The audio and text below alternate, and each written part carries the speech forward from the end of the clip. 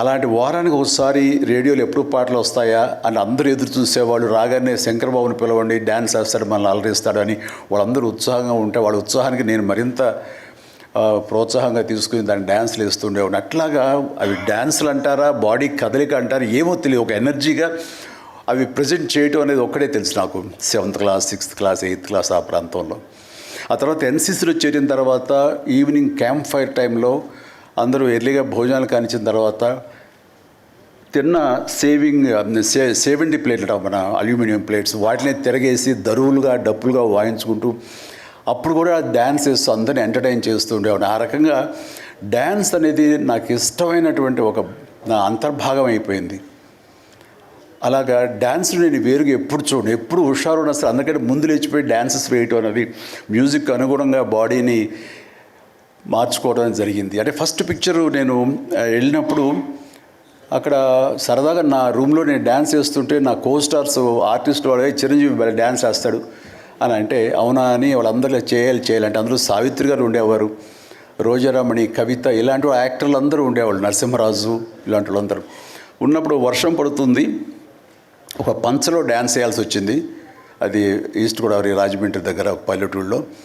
ఆ పంచలో జల్లు పడుతూ కూడా మొత్తం తడితడిగా ఉండింది. అయినా సరే డ్యాన్స్ అడగడం పాపం ఎవరైనా సరే వెంటనే ఎలాంటి ఇన్హిబిషన్ లేకుండా చేయటం అనేది నాకు అలవాటు. అలాగే టేప్గా డ్రాయింగ్ చేసి అప్పట్లో డ్యాన్స్ చేస్తున్నాను. మధ్యలో కాల్జర్ కింద పడిపోయాను. పడితే అది కింద పడిన తర్వాత ఆపకుండా వాళ్ళందరూ అయ్యో అన్నారు. అయినా సరే దాన్ని నాగిని డ్యాన్స్గా మార్చేసుకొని చేస్తే ఎక్కడ లేని అప్పలాస్ వచ్చేస్తుంది.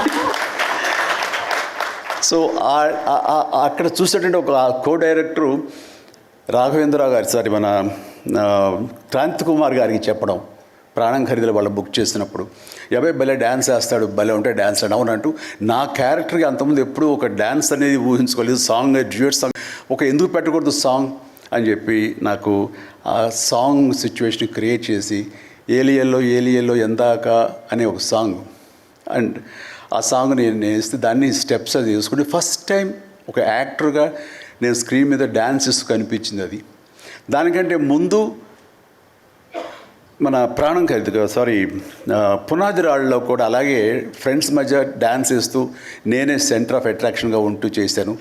అలాగా నా డ్యాన్స్ స్కిల్ అన్నది ఎక్స్ట్రాగా నాకు ఒక బెనిఫిట్ అయ్యింది, నాకు ఎక్స్ట్రాగా అది ఉపయోగపడింది. తర్వాత అరవింద్ గారికి, జయకృష్ణ ఇలాంటి వాళ్ళందరికీ కూడా తెలుసు. అండ్ లింగమూర్తి గారు ఉండేవారు. ఆయన డిస్ట్రిబ్యూషన్కి చీఫ్. అప్పట్లో ఆయన రాగానే ఆయన ఏ ప్రొడ్యూసర్స్ని పిలుస్తారు, ఎవరి కథ ఓకే అంటారు, ఎవరికి డబ్బులు శాంక్షన్ చేస్తారని డిస్ట్రిబ్యూటర్స్ మీద ఆధారపడే రోజులు నిర్మాతలు.